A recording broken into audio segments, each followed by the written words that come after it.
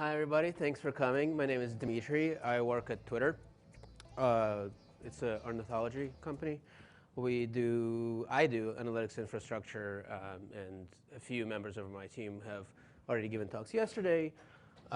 This talk is about doing indexing in Hadoop, and it's sort of a developer-centric talk. This is not a product or anything, although we did open source the stuff that I'm talking about earlier yesterday, so you can go on GitHub and check it out. It's sort of alpha release right now, so we're really looking for feedback.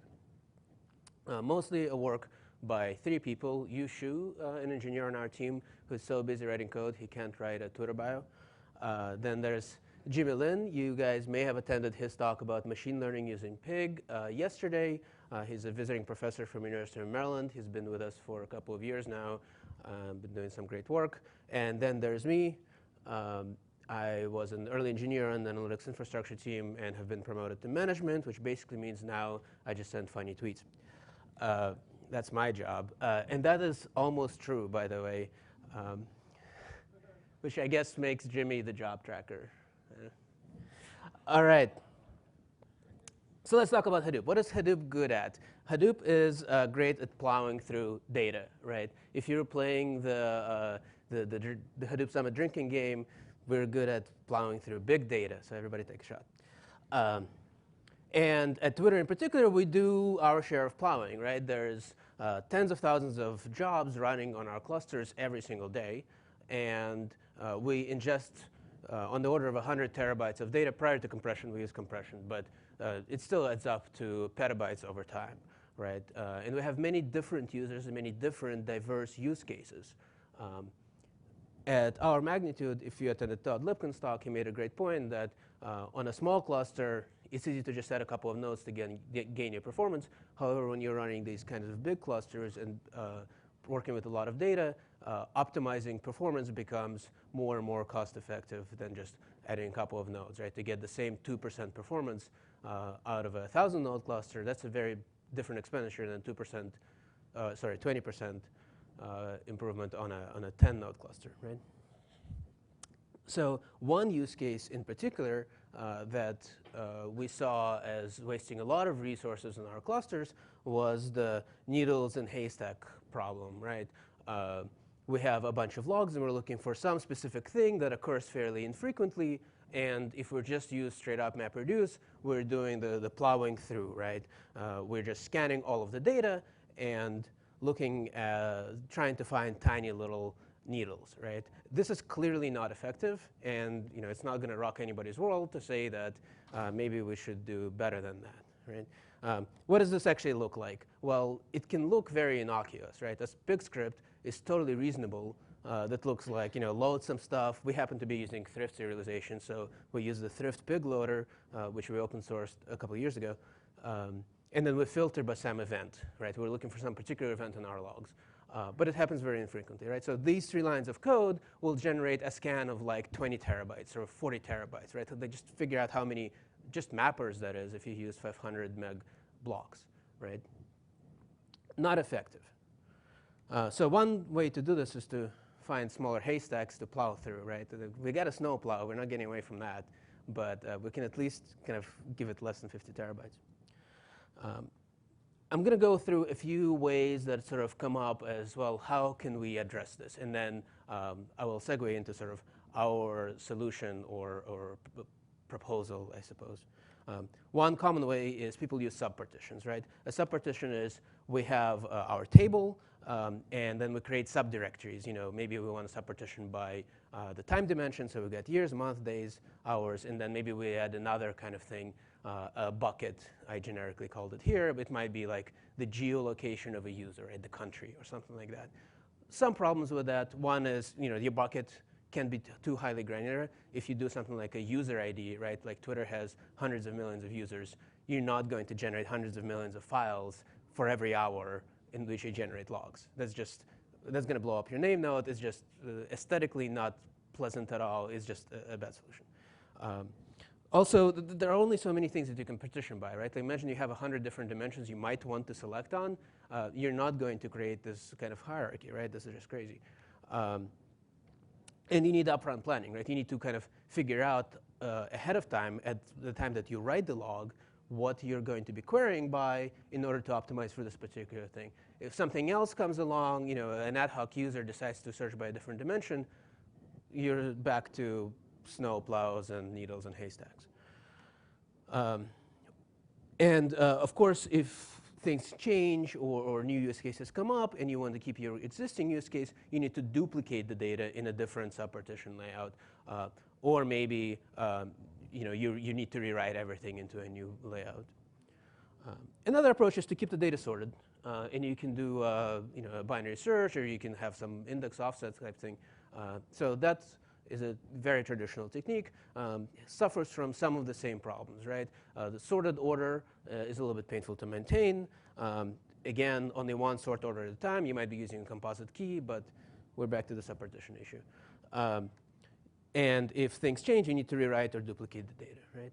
There's a very interesting approach that was published, I think last year. Yeah, last year. The URL is on the slide, called the Trojan Layouts, where essentially what they did was algorithmically identify interesting column groupings by taking a sample of your data. Column groupings that might be interesting to query on because they're together and you might sort on them inside a block and that kind of stuff.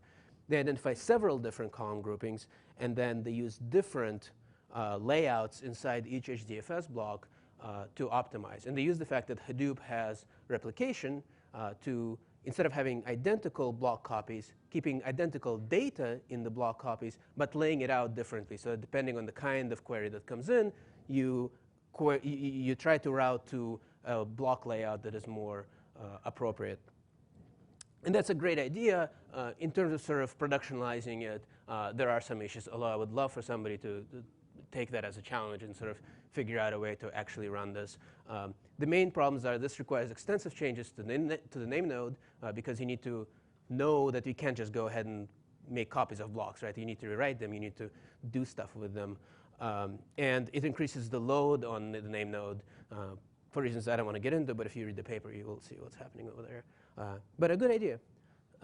Another thing to do is, of course, Hbase. You can use Hbase, and that works great if, especially if you're doing things like querying by user ID a lot, right? You just look up the key.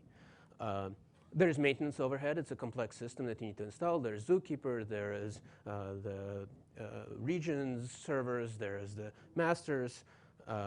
We've found that sort of co-locating your Hbase cluster and your regular MapReduce cluster leads to terrible Hbase performance. Hbase is much more performant if it sort of lives by itself on its own MapReduce cluster when you're running at scale. So that's additional overhead over there. And of course, in order to take advantage of awesome Hbase features, your data should be in Hbase, right? Like, duh. And full table scans, you might still be doing full table scans, right? We're not just doing this whole needle thing. And full table scans suffer because there's overhead associated. So you will optimize one kind of job at the expense of another kind of job.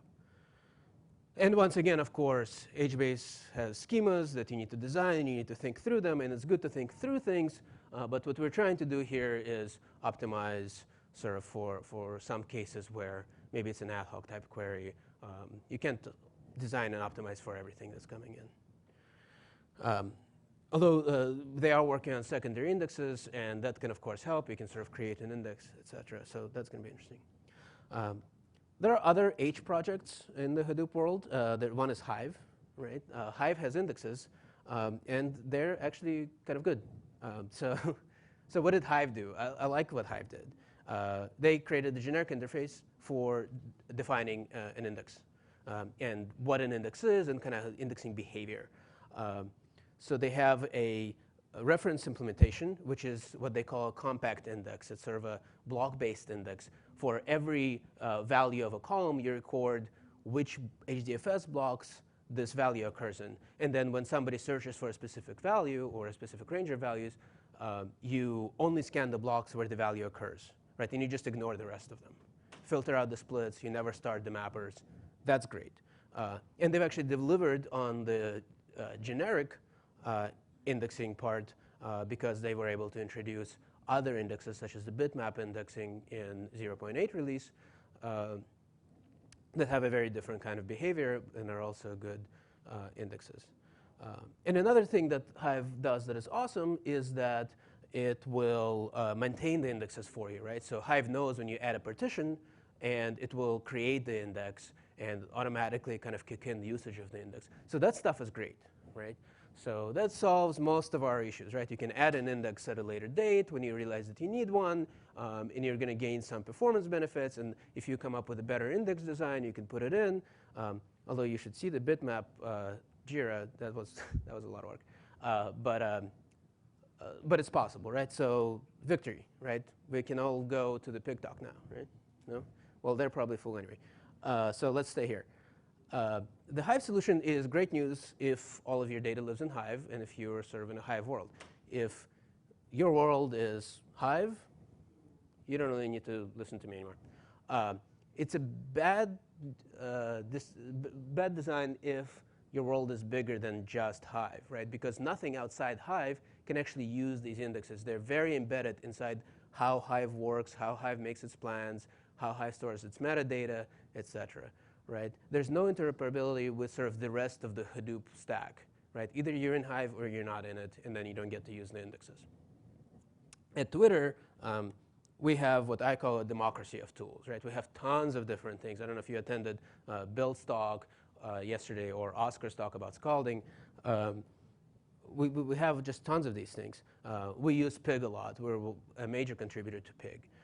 We use a bunch of raw MapReduce. You know, sometimes people just write Java MapReduce. That's the best thing to write. We have 3 different cascading DSLs, right? We have one in Scala. That's the most widely used one, scalding. We have Cascalog in Clojure, and we have PyCascading in Python. All of those are used on a regular basis. We have Mahout, right, for machine learning sometimes. We have, you know, we're getting into HCAT, so even Hive sometimes makes an appearance. So we have all of these different tools, and we don't really want to really limit people to using one specific tool, because we really like to use kind of whatever people have an inclination or the kind of the right tool for the job. We like the flexibility. We like the fact that Hadoop is a generic platform in which you can write a bunch of different things. And we would like any kind of improvement that we make at the infrastructure layer, which is sort of where I live, to be usable by any of these frameworks. So these are our design goals, right? Minimal job or script modification required, script in case of Pig or something, or Hive. We want to go as low in the stack as possible, and by that I mean the Hadoop stack, right? If we go kind of above the common substrate, that is the input formats and record readers and so on, we start losing compatibility with other frameworks, right? If we just implement a Pig loader, that's like the Hive solution, right? Now only Pig can use it. So we want to stick to sort of what you can build off of straight up Hadoop, right? And in fact, we're pretty sure that what we designed could be kind of plugged into how Hive does indexes, and we could port their code, kind of push it down into input formats the way we describe them, and things would work. That would probably be a ton of work, but we could. We want to, if we don't need to, not copy the data, right? Keep data where it is, just drop indexes on top of it, something lightweight. We want to allow post-factum indexing, so you write your data, and then 6 months later you decide you want to index it, you just drop it on. And we want graceful degradation. That means, you know, Hadoop clusters are kind of wild beasts that are not managed in terms of all kinds of crazy things happen on Hadoop clusters. Right? People delete files, they write files back with the same name. So you want to make sure that if the file changed under you and your index doesn't correspond anymore, you don't break. That's a good feature. If new data gets added that isn't indexed, you don't only report on the index part of the data and therefore report bad data. So you want to, if the index disappears, things still work without modification to existing programs, right, et cetera.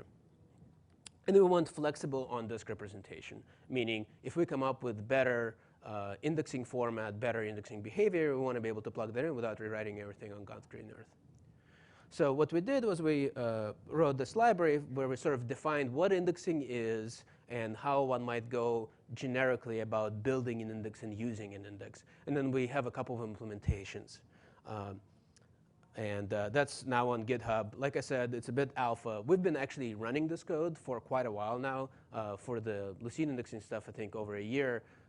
And the block indexing kind of Hadoop level stuff for several months. So it's in production, in use at Twitter. Things might have broken during the late night open sourcing hackathon that I held a few days ago, and managers doing coding is terrible. So mostly, like, we're open sourcing is the start of conversation. We're totally open to changing the APIs and moving the stuff around. This isn't like a package deal. You can't buy it or anything. We define two kinds of indexes: block level indexes, which is the sort of thing I described, right? There's a block of data, not necessarily HDFS block, might be LZO block or RC file block or something, where a contiguous sequence of records stored somewhere in HDFS. And the idea is we're going to ignore the blocks that are irrelevant, and we're going to scan the ones that are relevant using the original input format, right? We don't need to invent a new way to store binary data or anything. We're just going to take your input format and only give it the data that it should be reading. And then there are record level indexes, which are record level. And they might record things like value and offset into the file. They might be bitmap indexes. So they have like pointers to the original data. Or they might actually be copies or at least projections of the data built in some different ways with a different on-disk representation. We don't care, right? That's fine too, and that's going to work better in some situations. But the point is we kind of want to enable any kind of index, hopefully, theoretically. Our particular use case for that is Lucene indexes of tweets and a few other things. And in fact, the people search, when you go on Twitter and you search for Hadoop Summit, and you will get some people who like talk about Hadoop, right? And so you can follow them. That is actually powered by stuff coming out of this framework, right? That's a Hadoop job. There are other ways to do Lucene indexes in Hadoop, and they may be better. That happens to be our way. Not trying to sell this as like the way to build Lucene indexes in Hadoop. Just sort of, we can do the same, the generic indexing type thing using this framework, right? How does the indexing work? It's a MapReduce job. You give it an input format, you run the MapReduce job that creates an index, and it might have some pointers into your data. For the block level indexing stuff, we give you an abstract job that you implement. You implement things like, where does my data actually live, and how do I actually read it, and where do you want me to write the index, and some other things of that nature. We provide a similar abstract Lucene indexing job for the Lucene stuff. We set up all the partitioners and reducers and whatnot. We require like secondary sorts in some cases, so we just take care of that in the job. You write a mapper, or maybe we write a mapper if you're writing your own indexing that you create your own. The mapper just essentially needs to output a key and a value like any other MapReduce job. A key might be the block offset and the column value, so everything that is in this block, we get on the map side, on the reduce side, we can collect all the column values that occur in a given block.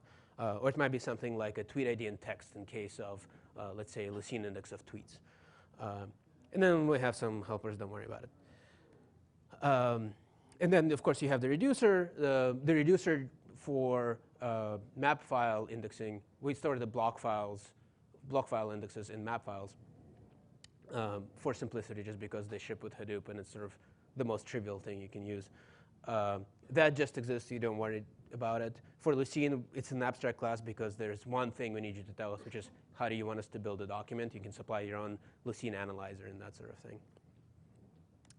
And then one other thing that we do is all of our indexing jobs, well, the reducers actually, at the end of the job, they write the metadata about what the heck that index is, so that we can do things like, what kind of index is this? The index type is the map file block thing or the Lucene thing. The doc type is like, is it a block level or a record level document?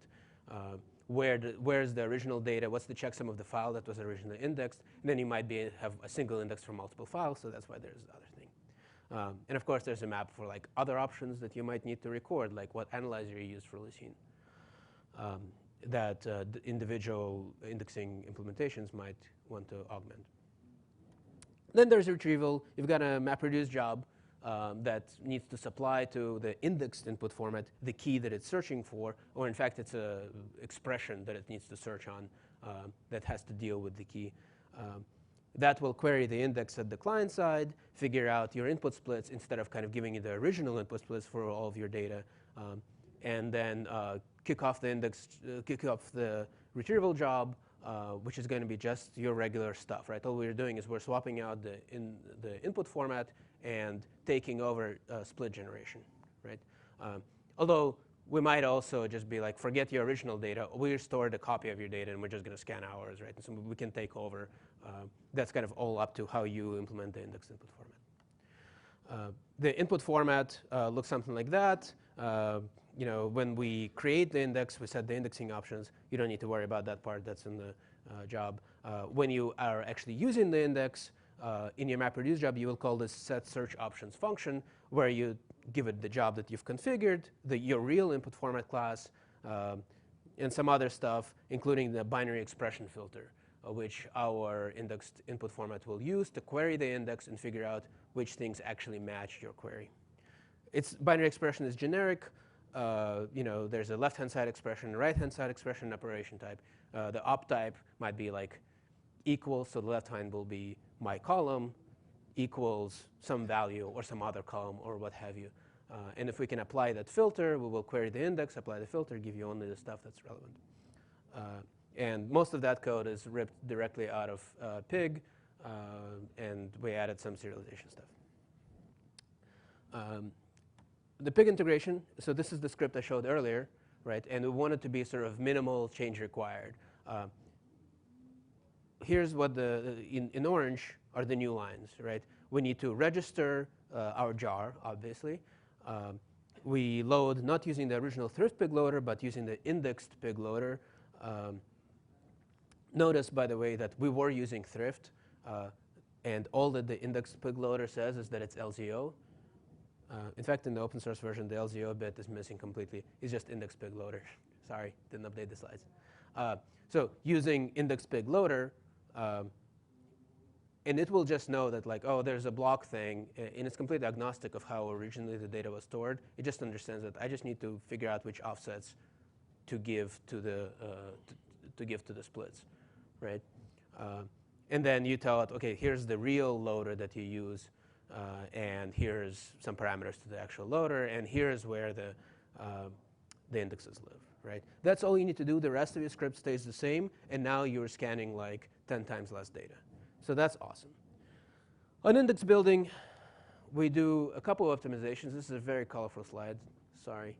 The idea here is we have two HDFS blocks, and each color is sort of a sub-block. And for simplicity of presentation, I'm saying let's pretend that each sub-block just has a single type of key. Key yellow or key green or whatnot. So this is what sort of the naive index would look like, right? Yellow occurs in the first block and also in the third block, and then green occurs in the second block and also in the sub-block, rather. And then also it happens in the second HDFS block. So we can optimize this a little bit. There's these two blue guys right next to each other. So we don't need to record the fact that we don't need to record two different blocks. We can just expand that block because we're going to need to scan it anyway every time we look for blue, right? So we're going to record blue and from the beginning of 4 to the end of 5, rather than from the beginning of 4 to the end of 4 and from the beginning of 5 to the end of 5, right? So we're going to sort of merge that. That's cool. And then maybe we can do even better than that because everybody knows sequential scans are much better than random reads, right? So maybe we can allow a gap, right? Sort of like, well, if these LZO blocks or sub-blocks are not right next to each other, but they're very close to each other, maybe it's worth just doing a little bit of extra scan in order to not sort of restart not to do so many random reads. So that's what this would look like, right? For yellow, we allow a skip of a single LZO block, and maybe we can even go all the way out to like 2 LZO blocks with the green in HDFS block 2. And so we tried that, and we have a parameter for that in case other optimizations find that that works better for them. We actually found that you break about even if you skip 1. So we do that to just compress the size of our indexes that we store. But if you go more than that, you wind up being slower. So we set ours to the size of a single LZO block. And that's an optimization that you can do during indexing, right? And that affects the size of the index you actually write to disk. Another optimization would be during a retrieval, you figure out that the matching splits aren't all in the same HDFS block. You can create a split that sort of wraps multiple mini blocks from different HDFS blocks and sort of try to maintain some locality. So the generated split isn't one-to-one with the number of HDFS blocks that you happen to have hit, but with some sort of ratio to the actual sub-blocks, mini blocks that you're matching, right?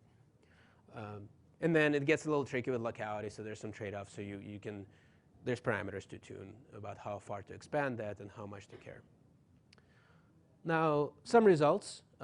This is a histogram of an actual 2 weeks worth of category of logs from Twitter. And these are sort of client interaction logs where we record an event would be any kind of interaction, right? So you logged in on the web client, or you switched to the Discover tab on the iPhone client, or we recommended followers to you, or people for you to follow, or maybe you sent a tweet, or you favorited something, and so on and so forth. Down to like fairly rare things like you on your profile page change the setting, right? Like that doesn't happen very frequently. And some things happen very frequently, like you got some tweets, you got some more tweets, and now you got some tweets again. And some things happen very rarely, right? Like changing a preference. And so that's the distribution of sort of the unique key values and the number of blocks that they actually occur in. And the interesting thing to note here is that 99% of all of our different events occur in less than, what is that, 50? 30.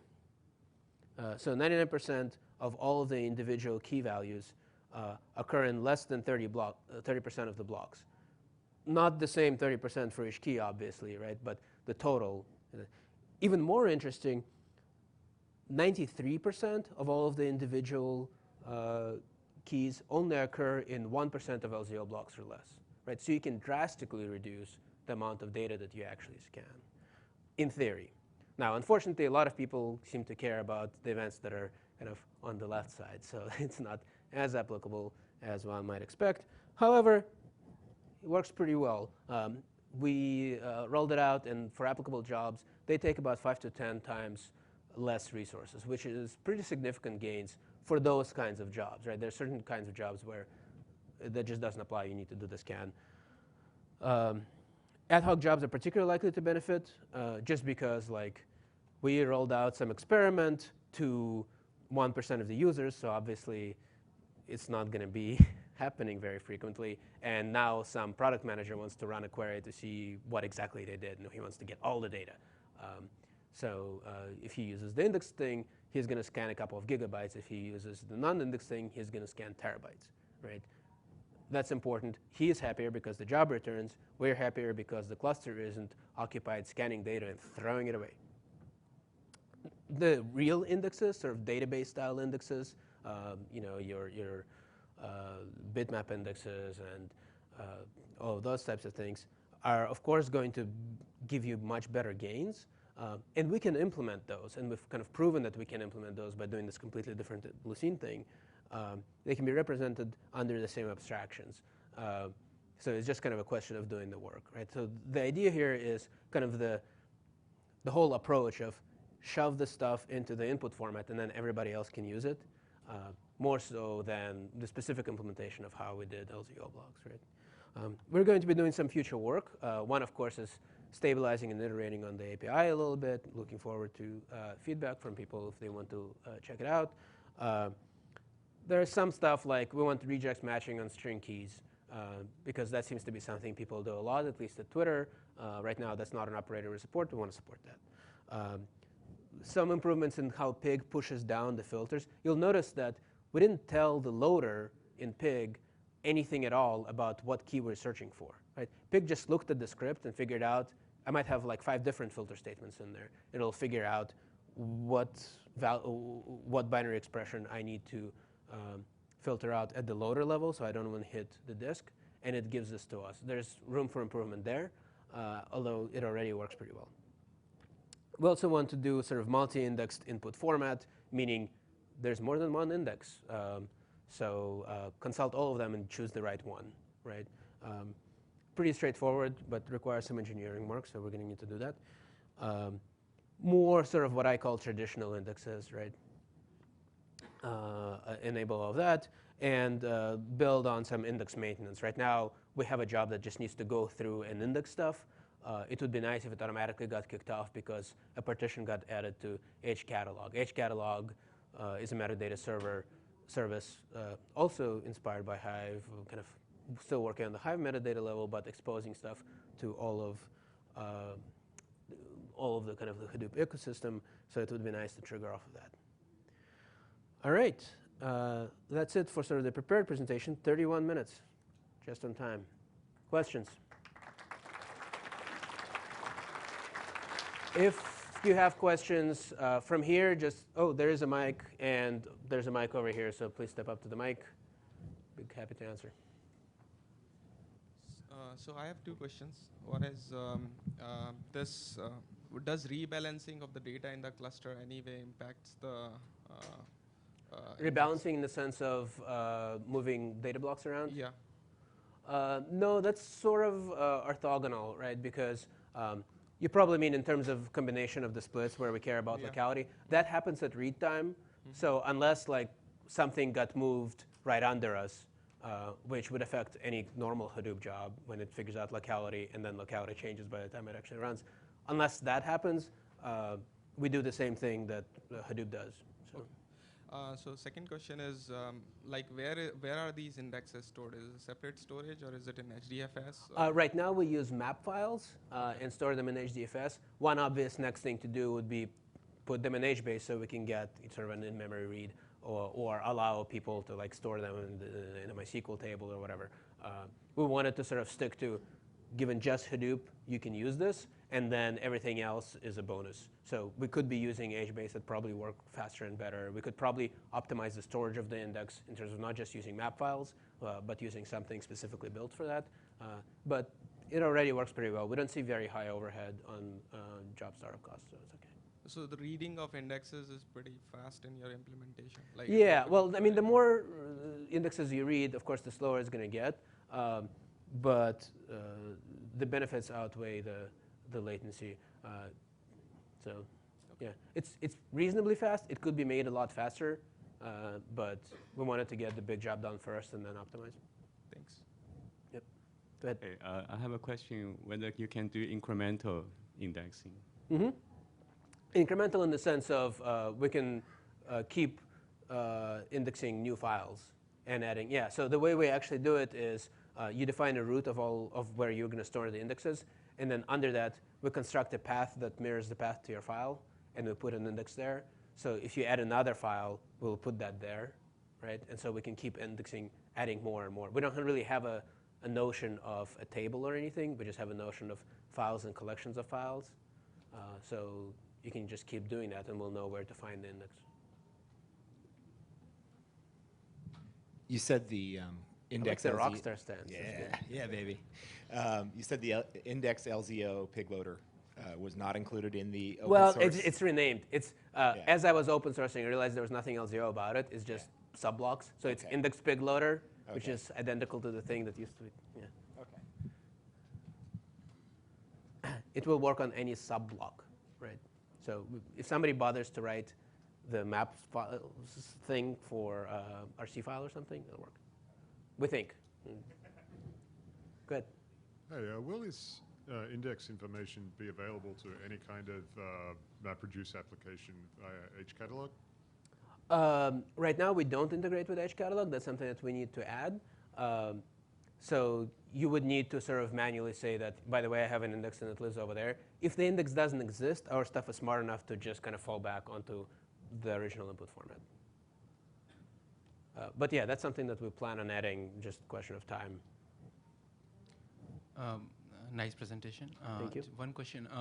So you have multiple HDFS blocks, and then you have sub-blocks. And based on the indexing, you are co-locating those sub-blocks. Yes. So how you're maintaining the data locality out of it? The data what? How you maintaining the data locality?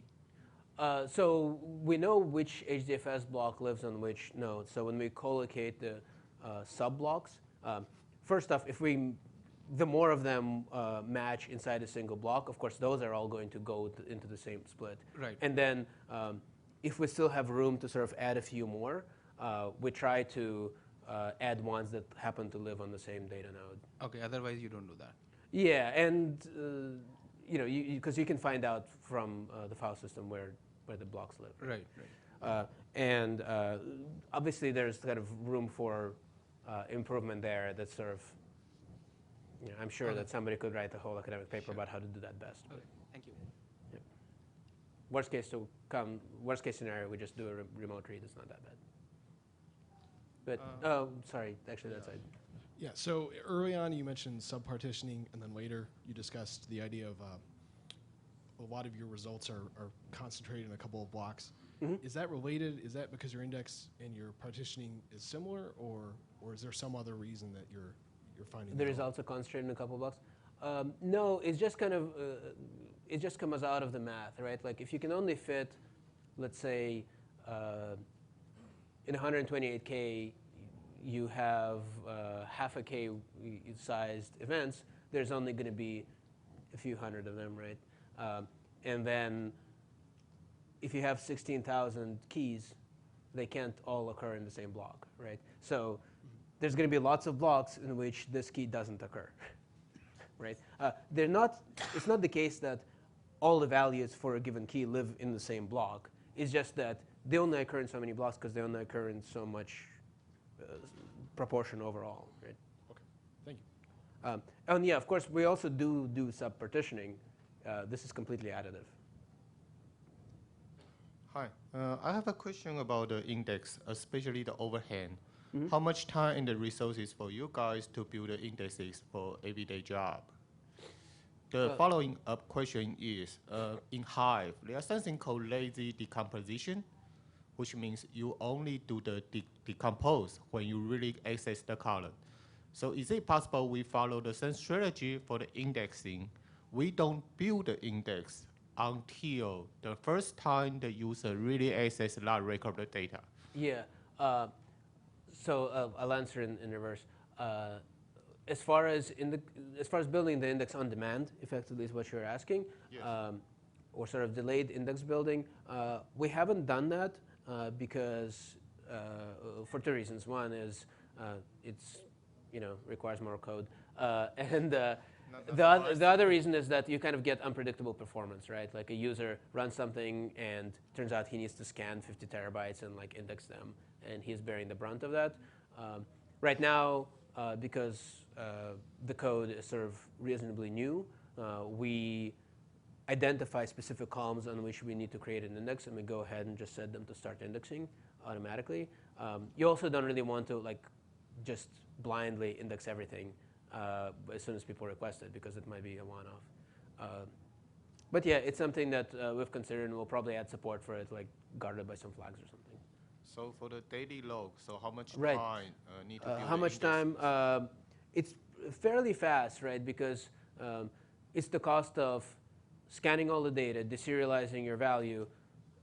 If you have some sort of a columnar format on which you're doing the index, then it's going to be even faster because you only need to deserialize that column and then writing the value, right? So it's as fast as your cluster will allow you to do that. There's no magic there. And also, is it possible to build the index over the index? Interesting. I don't see why you wouldn't be able to do that. Sure. So the format, the index can be looks like just a data, so can we build the index on top of that, right? Right. I mean, you can do any kind of crazy thing of index on top of index, right? And it's just an HDFS file, right? So anything you can do to an HDFS file, you can do. I don't want to get too sort of specifically focused on the particular map file implementation because it's the easy implementation where we wanted to get quick wins and build a proof of concept, right? And get it working, get load on our cluster reduced, and share it with the community. And then we can optimize the heck out of it, right? We have tons of ideas about how to optimize it. The first one probably is the index should be stored in memory. We shouldn't need to read it off disk. It's small enough, if it's small enough, right? So. Yeah, okay. The last question, since you mentioned you want to build the level as low level as possible, so all the application can benefit from that. So my question is, should we go even lower to the HDFS level, the file system level? That would be great. That's not really sort of client side. We'd have to actually change HDFS for that. And that's a heavy requirement to put on adopters. So maybe, and it would probably work better, but it would require installing a different distribution of Hadoop. Oh. I've got a red light, so I think that means I'm over time. Thank you, everybody.